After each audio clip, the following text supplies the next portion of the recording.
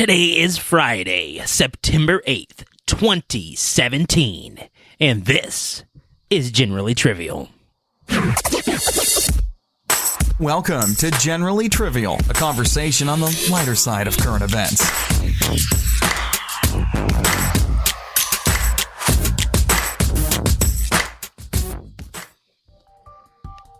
Hello and welcome back to Generally Trivial, where we're coming to you live from the internet. Let me explain how the internet works. See, it's not a big truck. It's a series of tubes, and those tubes are filled with the internet, and it's coming here through the air. And we are coming to you through the airwaves of your podcasting device of choice. Hi guys, I am Jeff, and today with me, I have Oliver. Hey guys, what's up? Sean. Hey, yo. And Jordan. Hello, hello. And we're pretty excited about today's episode, especially because in 2 weeks, we're going to be celebrating 2 years. 2 weeks, 2 years. And this episode, right? This one is our 50th? It is our 50th. It's our 50th episode. Yeah. Yay. Woo woo. Yeah. That's how we celebrate. That's the closest we could come to a firework. It sounds like putting us out of our misery. Yeah, Jordan's family kind of celebrates a little funny sometimes. We do. Hey, it's Grandpa's birthday. Shoot him. There's 7 of us kids, and we each have 3 guns. I'm just saying. Were you trying to aim for some kind of a 21 gun salute? Or? I was trying. It was pretty quick and skillful math there. It was impressive.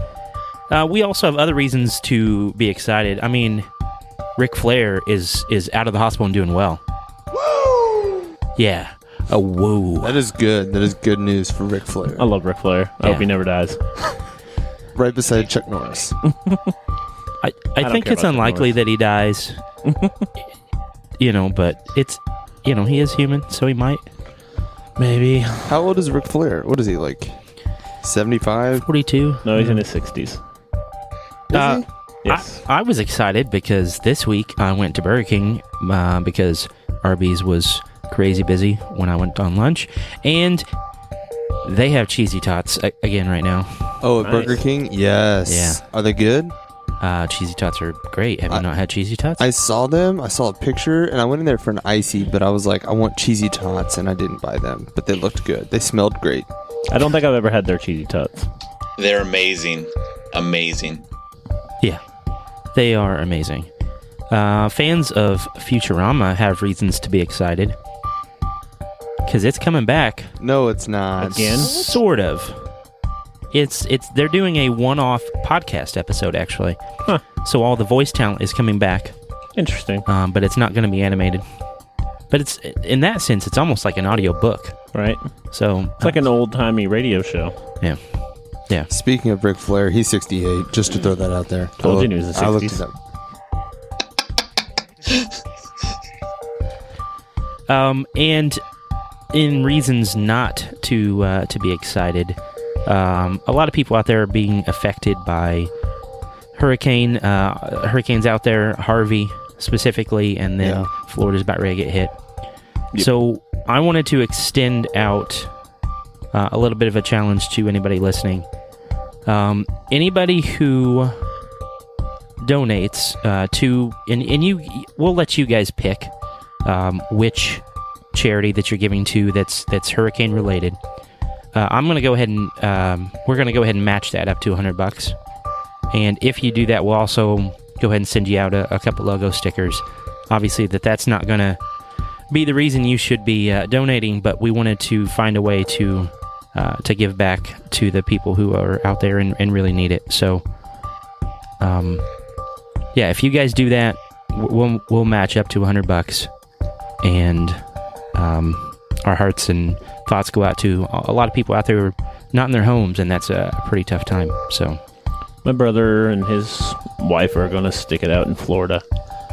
They prepared and got all their stuff and got a generator and everything, and they're going to stick it out. They're more in the middle of the state, so they won't hit them as hard as it will down by the Keys, but Yeah, they're going to stick it out down there. Yeah, that's rough, man. But we're going to try to keep it a little bit lighter for the rest of the episode and go ahead into Did You Hear? Hey, Did you hear? did you hear about this one? Did you hear? Did you hear about this one? All right, guys. Did you hear about the Tinder date that went wrong? Which one? Jeff, I know you love Tinder. Maybe not to use, but more of the funny stories that come from it. So kind of thought of you when I heard this one.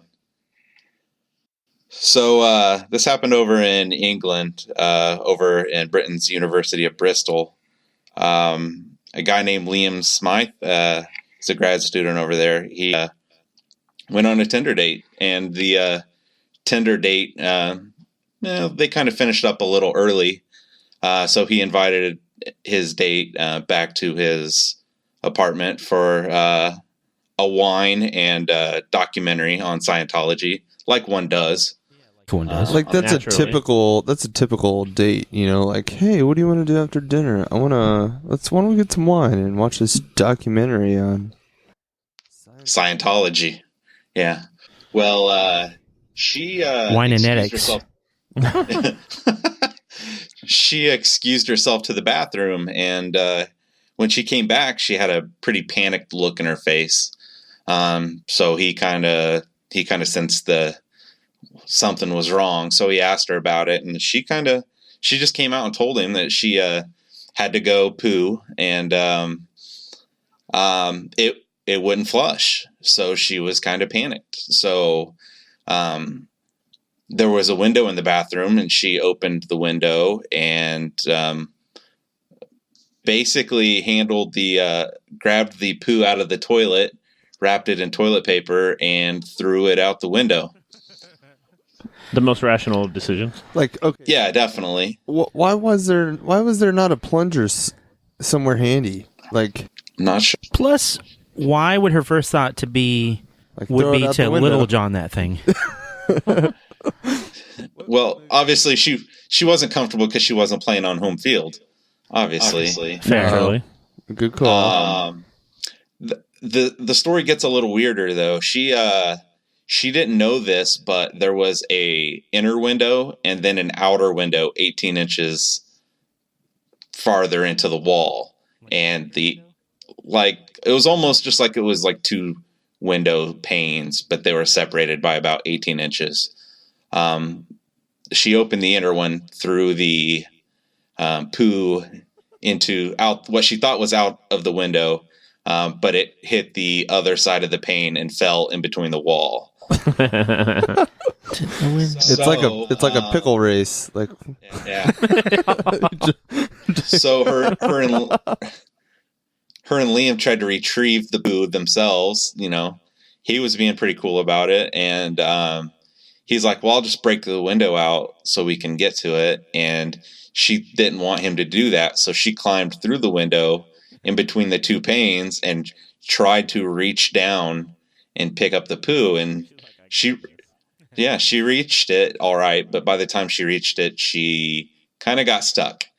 So she was stuck between these two window panes, upside down, just stuck, could not get out. They ended up having to call the fire and rescue squad. did he even attempt to beautiful. like help her out? You know, like, I'm sure he did. well, I think so,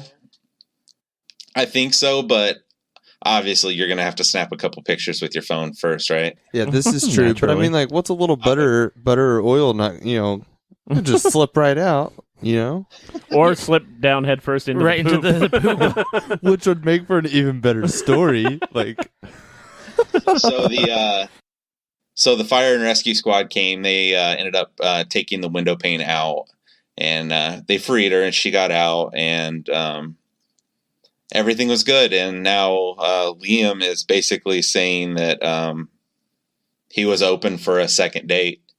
So, but to help recoup some of the cost for the broken window, and I think this is why the story kind of went public, he started a GoFundMe to fix the cost. It was the window's estimated to be to cost about $390 to fix, which is roughly what his monthly budget is. So he's trying to use the story, and he got her permission and didn't name her in it, but tried to start this GoFundMe to get the window fixed, and he's raised over $2,700 to fix this window. Man, that's like he could fix all the windows in his house. Yeah. So he's actually, what he's doing is he's taking the money to fix the window, and the rest of it he is donating to 2 different charities. He's donating to a firefighters charity, and he's also donating to a charity called Toilet Twinning, which builds and maintains flushing toilets in developing worlds. So I thought that was kind of cool. Those are good charities. Good things come out of that story. Yeah. Yeah. And sometimes bad things have to come out too. And they're still May date, so it can still have an even happier ending. Yeah. Would they have a poop on their wedding cake? Like her in a window? Engagement photos. Our first date. He proposes to her the way their first date. It's in the little slideshow in the wedding. Her stuck in the window. Maybe instead of saying I do, they say I do's. I do.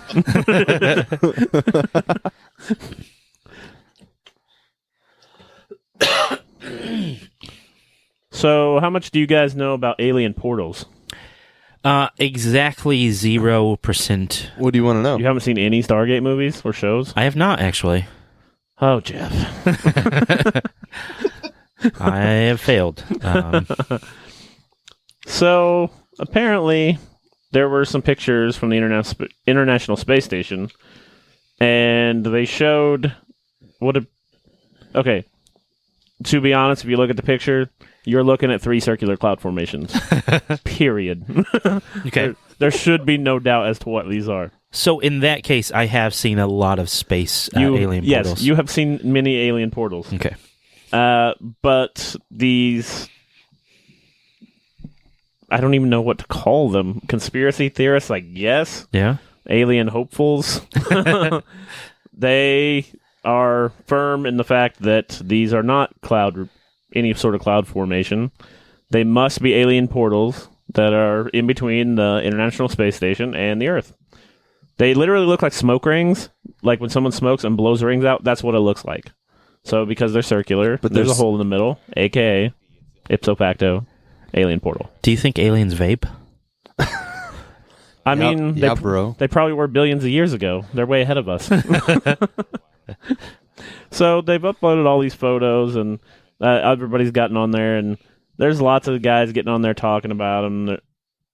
Their explanation is, well, I'm not sure they're not just anomalous clouds because you don't see any other ones in the hemisphere.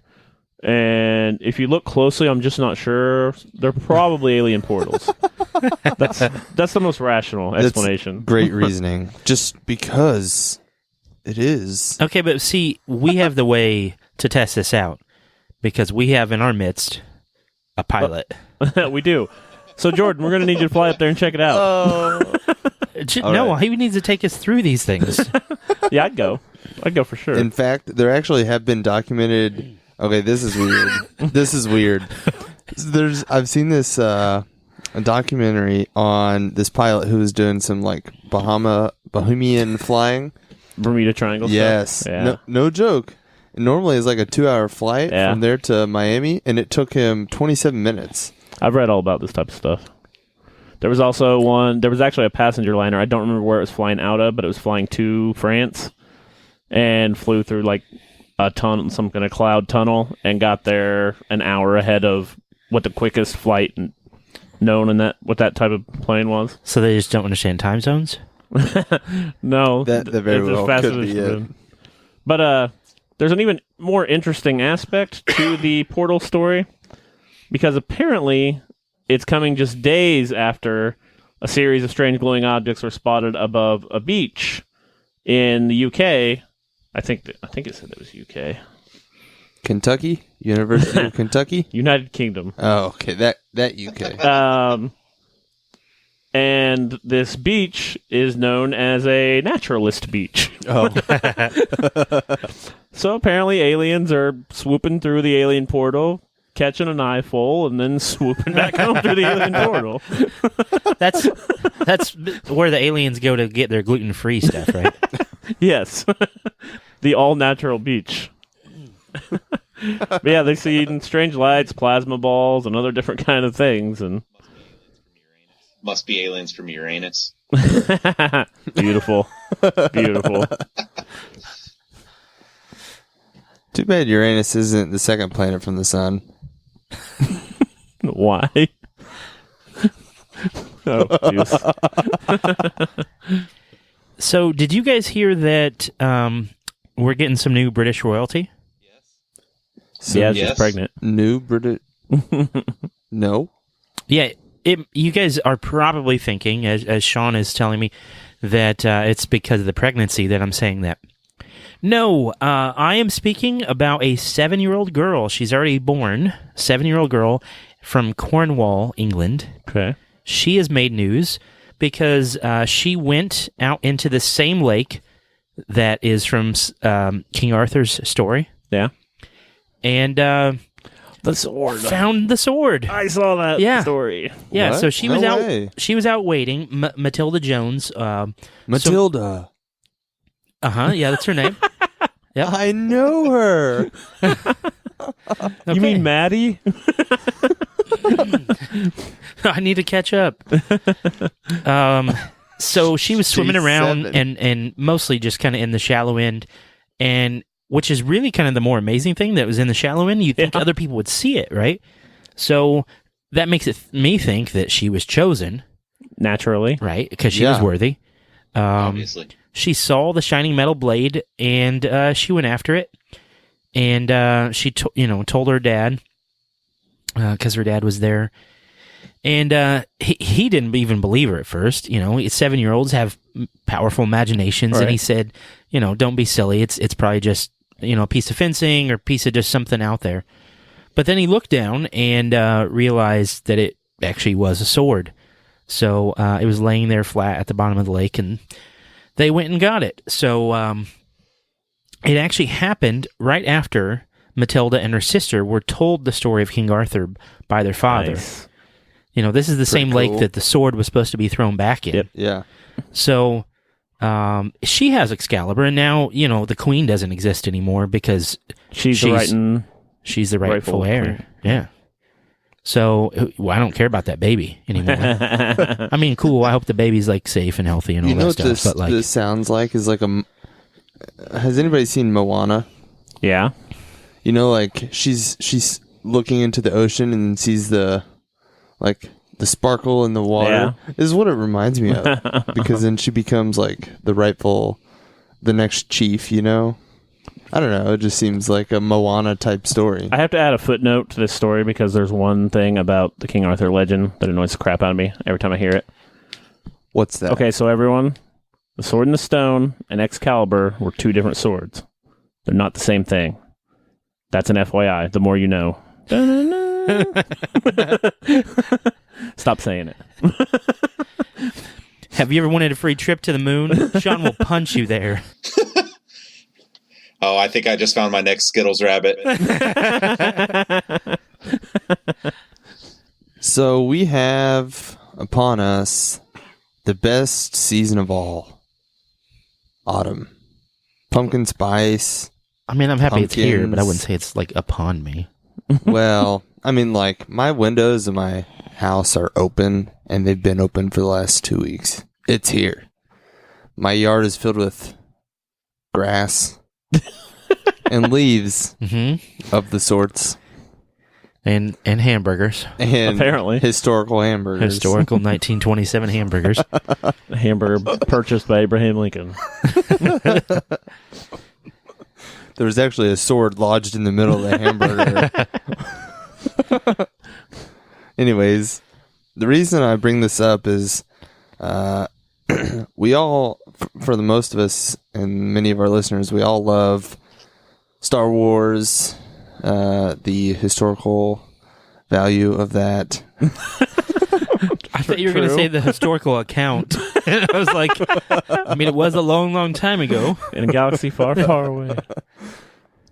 But there is a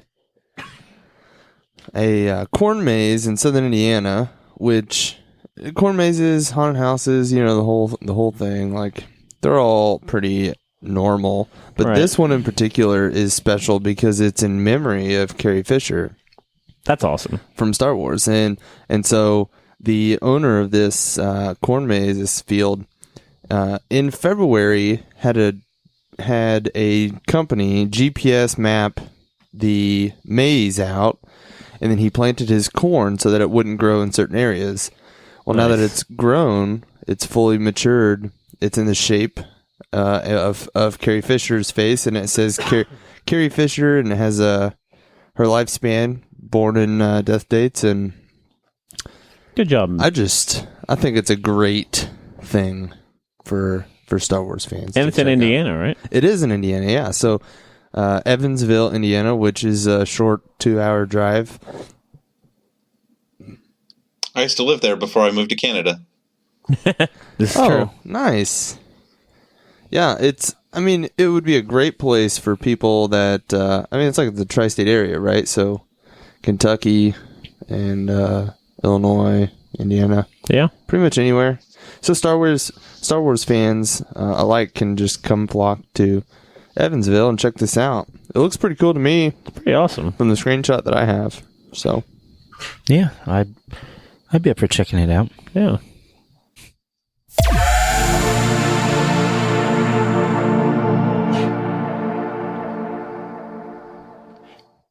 This episode brought to you by Stone's Sword Rentals.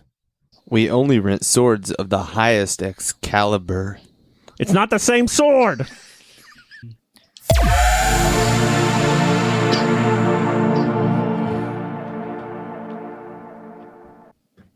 Now it's time for a little fill in the blank. The blank. Our buddy Florida man was recently in the news again. This time, not for anything that was his fault. He was fishing in the Atlantic when a lady came and took his fishing gear by biting it and swimming away. Nice. Not reeling in the big one is blank. Pretty crappie. Wow. I don't have anything to say after that. Unfortuna it.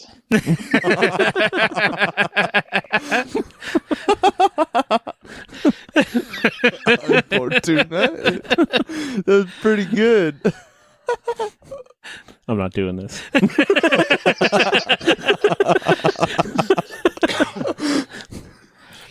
A New York City couple who met on a bus 13 years ago was just married on one.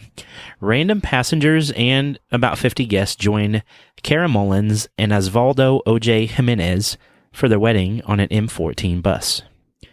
Paying a fare to attend a bus wedding is blank. Awesome if I get cake. I'll pay the fare. Next stop, matrimony. Paying a fare to attend a bus wedding is claustrophobic. If you're on a bus and there's 50 people, it's probably pretty crowded. That's fair. It is a fare. Another pop-up restaurant is in the news after Cheetos announced one in Manhattan. The dishes will include Cheetos meatballs, Yes. Cheetos crusted fried pickles, Yes. Cheetos tacos, mac and Cheetos, Ooh. and even Cheetos cheesecake. Delicious. Cheetos dining without ending up with Cheetos fingers is blank. Impossible. It's blasphemy. Cheetah-ing.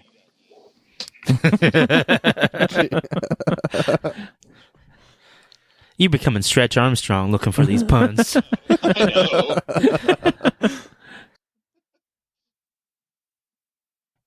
That means it's time for Quick hits! We at Generally Trivial are big board game fans, so we were pleased to find out that Catan is coming to virtual reality headsets near you. What else would you like to experience in virtual reality? Mowing the grass. I don't want to do that in real reality. Let alone virtual. I enjoy mowing the grass, but sometimes I don't like having to take a shower afterwards with like the grass in my hair and weeds in my teeth. So I want a virtual reality grass mowing experience. I just want to. They're so weird. I would want to experience eating Cheetos cheesecake in virtual reality, because I don't think I would like the taste, but then I could kind of say I did. You know, let's not and say we did. That kind of thing. I'd want to experience superpowers. Which one? All of them. All of them. I'm currently boycotting virtual reality until it's at the level of the holodecks in Star Trek. So as soon as they unlock one of those, then I'll just experience everything.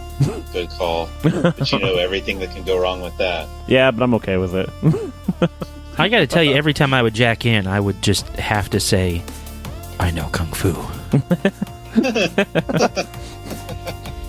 A Massachusetts man was arrested recently for trying to punch a horse in the face. This is a whole new take on looking a gift horse in the mouth. What is your least favorite animal?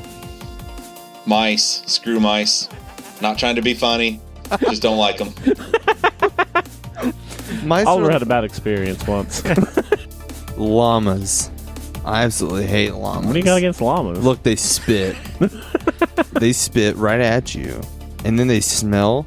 And I had to clean up llama poop for like 3 years at the job that I worked at, and it was terrible. I hate llamas. I would punch a llama in the face. Hypothetically speaking, of course. Hypothetically. I love all animals equally. So then you're saying that you also dislike all animals equally. Yeah, so I don't have a least favorite. They're all my favorite and least favorite at the same time. They're all your least favorite. How about sharks? Like, that's I'm not cool an with animal. sharks. They're just trying to eat. They're just trying to get by. I don't like foxes. I mean, they're cool. I saw someone make the joke the other day that they are just cat software running on dog hardware. But I don't always enjoy the look that they give you, that it's like they're up to something, you know? Yeah, Well, they're sly. They're always just fixing to get into some trouble. Yeah, they're fixing it. Something could change that. Did you see the video of the two baby foxes playing on a slide? No. No? But they were probably planning to go down the slide at a fast enough speed they could jump up and attack something. They weren't. They were trying to climb up the slide the wrong way, and they just kept sliding down. It was adorable. We'll see. After being handed a gun that her son had found, a Atlanta mother decided to fire it off in the mall to see if it was real. What's something that you had a hard time believing at first? I watched a video of a snake eat an entire horse.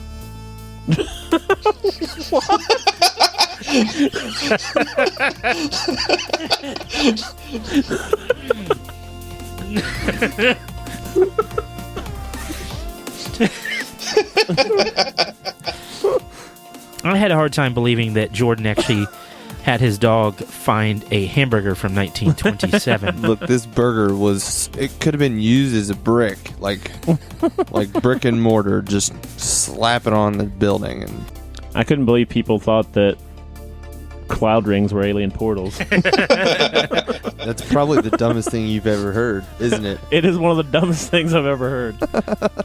Had a hard time believing how good Sean is at pretty much any competition or challenge that he's been put up against. He always wins. I don't know why. He always wins. Sean wins at everything. Except for when he plays me at 21. I was waiting for that caveat to come in. Troy Mason, or as he'd prefer to be called, Robert Mason, has been convicted of using the wrong name in jail to avoid prison time. The plan obviously backfired, but I want to know what alias you'd use in a sticky situation. Kent Adams. What? Did you say Kent Adams? Kent Adams. It's the name that Joey uses in Friends. I'd have to go with Zaphod Beeblebrox. Nice. Rusty Shackelford. Oh, that's a good one. That's also coming back. I'm a little disturbed that you guys have all these right at the ready. Look, you got to be ready for anything, Sean. I actually just want to do one that I think that guy missed an opportunity to use. He should have been Perry Mason as his fake name. Yeah. I mean, seems like a given. He's probably too young. Probably. We're probably He doesn't know just- who Perry Mason is. Jordan, do you know who Perry Mason is? That was a great response.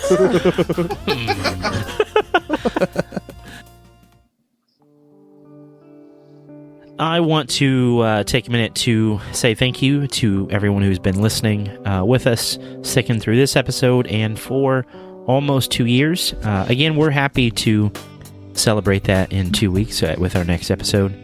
You guys send us in a voice message. We'd be happy to play it on the show. Make sure to call 415-PODLINE to leave that message, and we'll be happy to play it on the show. And again, happy to match up to $100. Any relief efforts, just send us, a picture, blur out your information or whatever, showing you've done it, and we're happy to match that up. Today on the show, we were Oliver. Live long and prosper. Sean.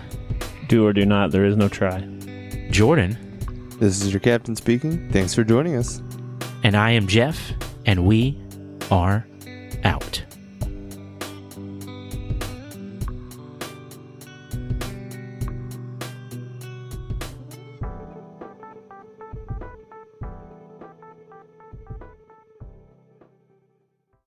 Oliver, you need to be here so you can touch my dog.